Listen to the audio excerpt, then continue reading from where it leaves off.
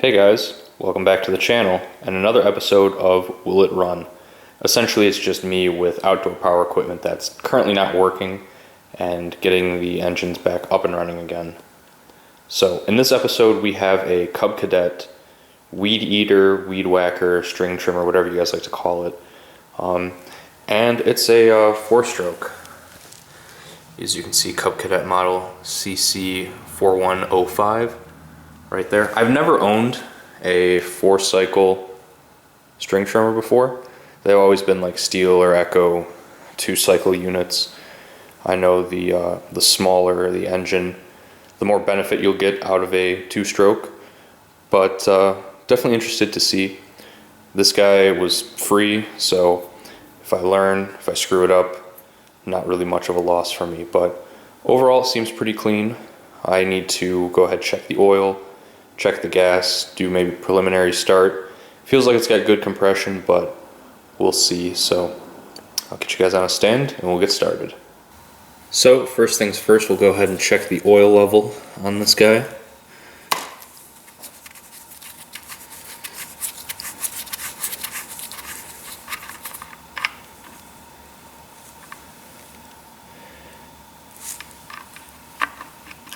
We have oil, which is good. It's a little dirty, but for testing purposes, I think we should be okay.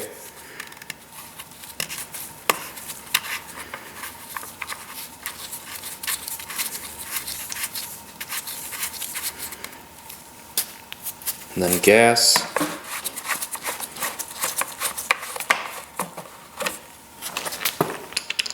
Empty tank. So that might be a good sign. So we'll go ahead, fill the tank up with gas, take it outside and see if we can get a start.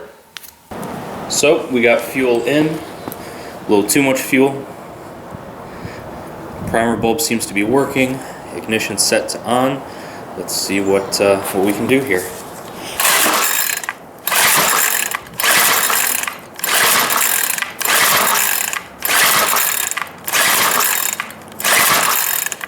So the reel is spinning every time I pull, but let's go ahead and take our spark plug off and just see if we have spark as well.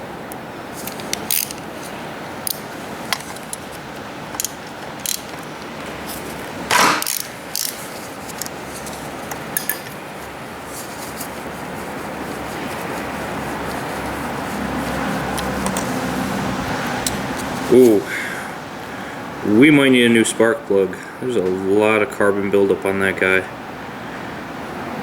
I don't know if it's coming through on camera, but we'll plug it in, see really quick if we can get a spark. If we can get a spark, and go from there.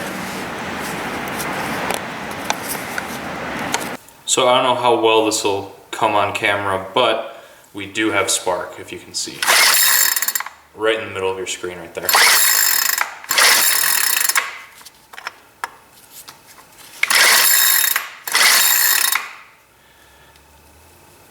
So it's probably just a matter of fuel. We'll go ahead and tear into the carb and see what we can find. So we got the carb back here. We'll go ahead and take off the filter, or the cover for the air filter. This guy, doesn't look too bad. Nothing too crazy right there. And it looks like we either use a regular screwdriver or a hex bit, which I have a screwdriver available. We have this guy in hand, so we might as well use it.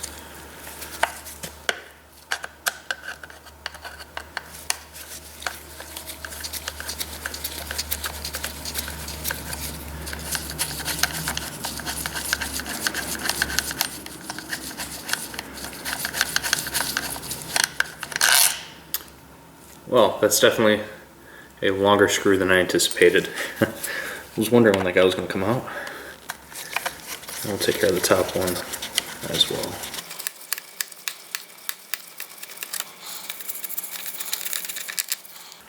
This guy should come right out, with the exception of a breather hose on the back here that you can just easily disconnect. Oh, take that back, our whole carb comes off. You can leave the breather on. Just take a look at the carb right there. So, oh, I may have found a problem here. So if we take a look, looks like our throttle wire was disconnected. Either that or I just ripped it out. So let's go ahead and dig into the carb a little bit and make sure that this guy is reconnected when we connect back up. Okay, so I'll do my best to try to keep this all in the shot. We'll first go ahead and take off our primer bulb, which is just 4 of these screws on top of here.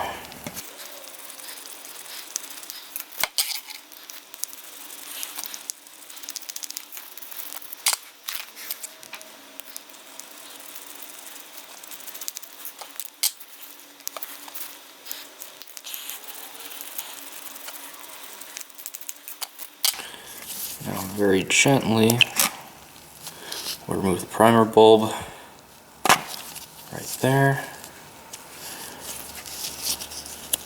And what else can we take apart here?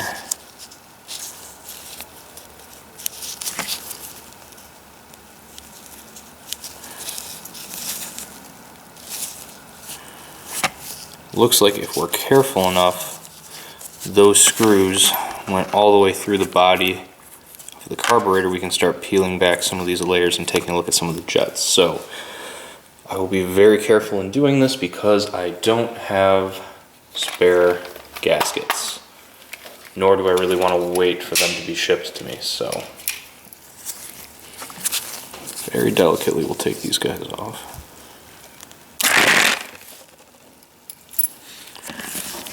Okay.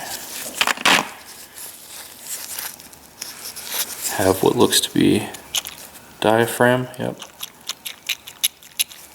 The fact that fuel is squirting out of that hole there, that's pretty good. Trying to get the camera. Okay, let's peel back the layer behind it and pulling that off. Everything is looking pretty good here. Looks like this is our float mechanism right here, or at least I've never torn into a carb that was this small, but to me it looks like we have a pin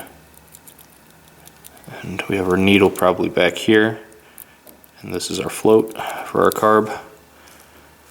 We'll go ahead and take this screw out and see what we can do here.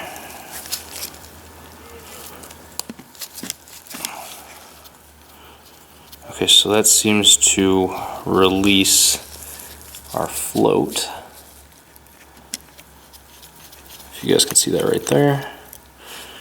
Very delicately noting the orientation of all this stuff, we will pull this guy out. Needle looks clean as a whistle right there. Keep that over there. Pull this spring out gently. Probably should be using a pair of needle nose on this guy. But we'll slide that guy down there. And we'll go on to the next layer. It took some off-camera prying, but I got this guy off, and looking through all of the needles and small holes like right there, they all look pretty clean to me. I don't know, maybe we just had our throttle disconnected and we weren't getting anything there, but we'll go ahead. I'll get a thin wire, clean some of these guys out just in case there is anything.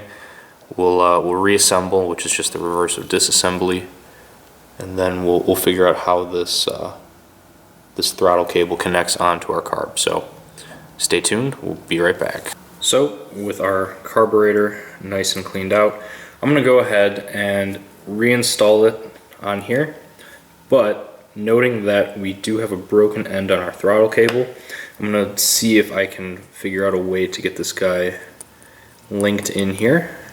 That way we can still use the throttle. So A quick change in plans. I went ahead and took the throttle cable off, disconnected the handle. It basically just clamps on there with a couple of bolts. And when I took my throttle cable out, okay, obviously I'm gonna need a brand new one. Those only run for around 13 bucks online, which really isn't that bad when you think about it. I mean, the carb's clean, this machine's in good shape. I have no doubt in my mind that it'll be able to start once we have that throttle cable in there. But I'm not really in the need for a string trimmer. I already have one, works great, bought it from new, 2-cycle. And I am looking online and a lot of the parts are discontinued. So as much as I hate to see a fully functioning machine go out for parts, that's probably what I'm going to end up doing, just because the sad truth is these machines are more valuable for their parts as opposed to a fully functioning unit itself. If I needed a fully functioning unit, obviously 13 bucks, that's no big deal. Throw the new cable on, you have a perfectly good weed eater. Or if anyone I knew needed one. But at this point, I'm thinking more and more this will be a parts machine. So I'll keep the motor around for a little bit. You know, we might be able to salvage that guy, maybe throw it on like a mini go-kart or scooter or something, or just a fun little toy.